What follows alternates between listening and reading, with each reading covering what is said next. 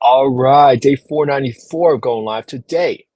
We're looking at properties that are coming onto the market that are 4 bedroom plus on Redfin, single family homes, and have been on Redfin for less than 7 days. Now, if you've been following what we've been doing, we've been tracking properties on our comparable sales list for properties that have been sold in the last 12 months, properties that have sold in the last 3 months, and now we're tracking properties that are just coming onto the market now because we want to stay on top of what's happening in the market. Because if you're pursuing the BRRRR strategy, right? What does it stand for? BRRRR stands for buy, rehab, rent, refinance, and repeat.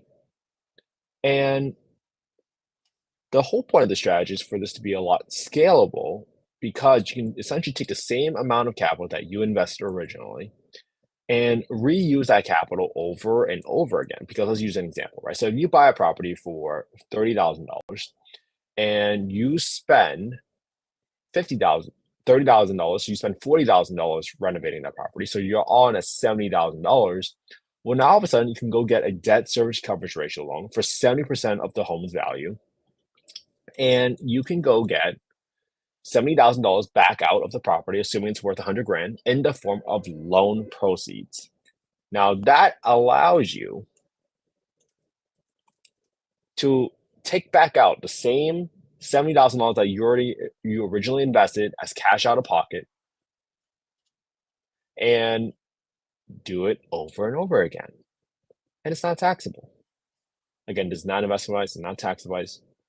I'm just showing you all how to build out your BRRRR list, comparable sales list today, because guess what? What is the most important factor for this BRRRR strategy? It's getting your ARV, your after repair value, correct. Because if you don't get the ARV correctly, you can't take back out all your capital. Because if that home was worth $80,000, you don't get back out 70 grand. You get back 70% of 80,000 versus the 100 grand. Okay. Now, what's that in comparison to? Why is it more scalable? Because the alternative is you save up money from your full-time job and you put a 20 or 25% down towards an investment property. And then you use that to essentially buy a property, hope it cash flows or hope it appreciates, and you save up money from your full-time job all over again. And that's why it's not as scalable, but doesn't mean you can't be successful doing it. It just means that it's a little bit slower strategy. A lot of people can be successful doing it. It's just you have to understand why you're pursuing that strategy and why you're pursuing that specifically. So what I'm going to do now is I'm writing down all the details about this property. So I got the bed bath count, square footage, year built. So the dollar per square foot on this property is going to be equals to $78 per square foot. This property was listed just 2 days ago. So it's listed 2225. Is there a garage in this home? Let's see. No garage, no basement, but looks pretty much done actually. It's not a super modern home, but it's above average. Okay. No garage, no basement, no HOA.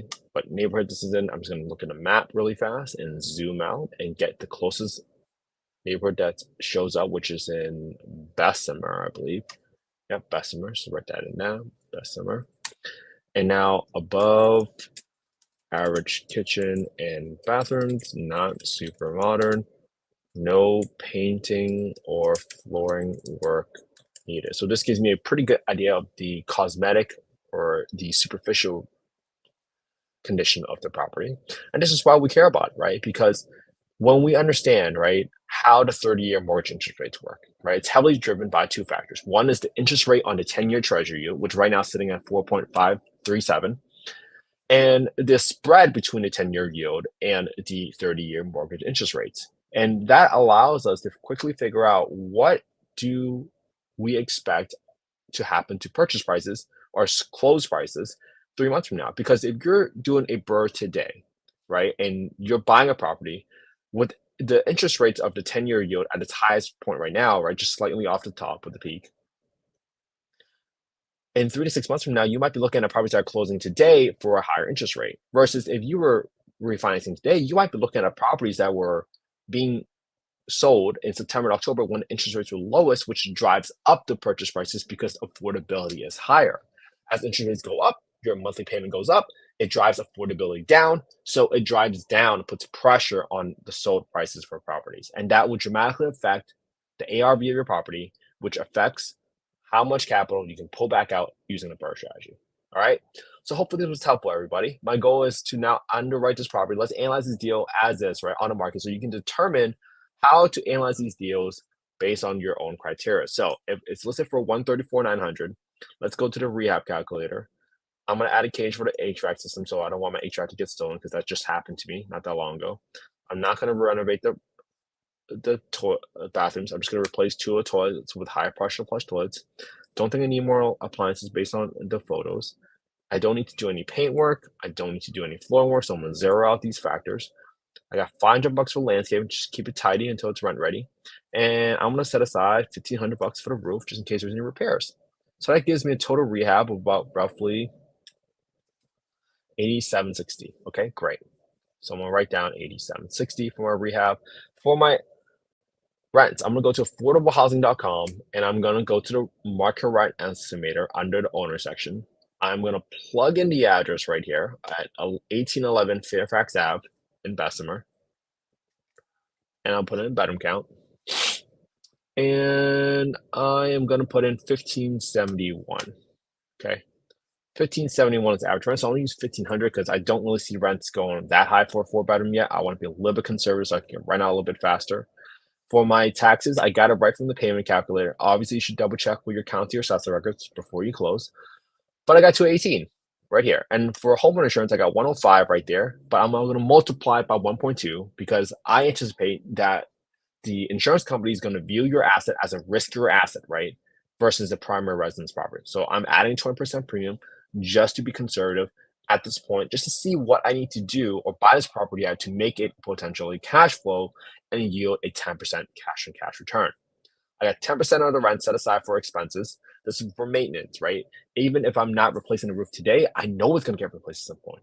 And even if I did replace the roof today, I know I'm gonna have to replace it at a point further down the road. So that's why I'm putting aside this money aside right now.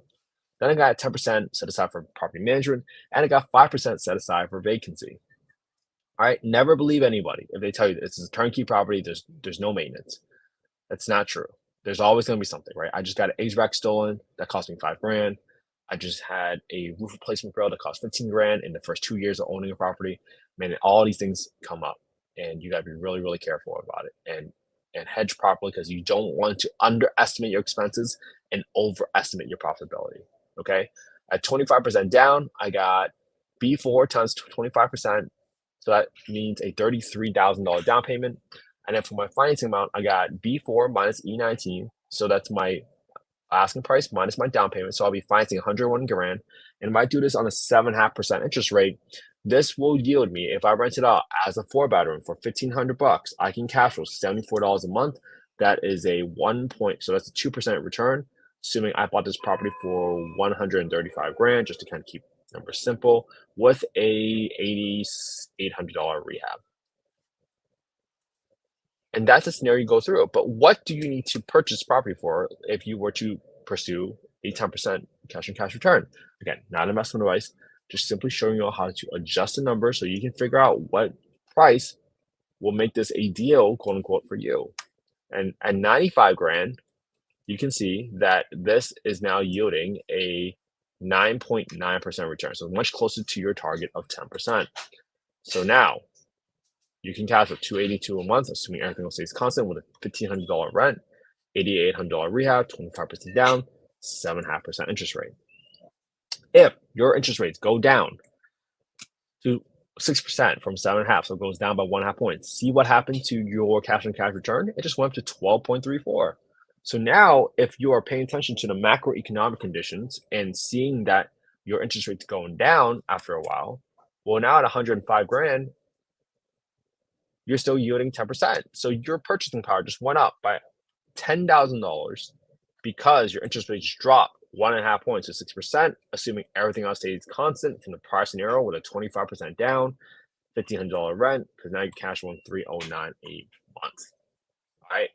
That's what I want to go through with you. You have to understand, how do you make something a deal, quote unquote, because otherwise you're not going to be able to understand what price or set of terms makes it a deal for you. Again, 10% is not the magical number.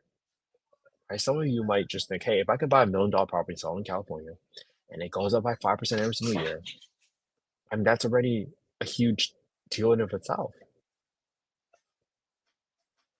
Huge. So